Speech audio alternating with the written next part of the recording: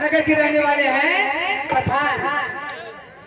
साहिबान की तरफ से 501 रुपये का पुरस्कार है। अरे बहने बंधे देखत ना है कहाँ है पैसों आई हुआ लगा। अच्छा अच्छा बहने बहनी कुछ नहीं करते तो ए बल्लीमा का दरी न जाने बली रे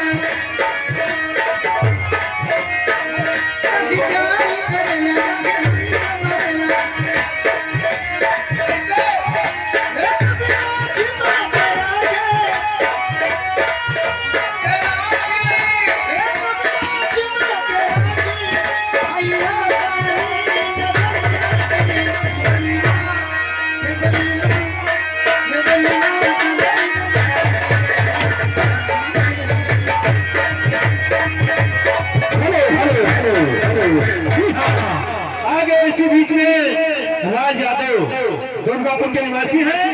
छोटा सा नौजवान बच्चा उसकी तरफ से 21 रुपए का पुरस्कार आया है। हमारी और संगीत पार्टी बच्चे को आशीर्वाद देती है।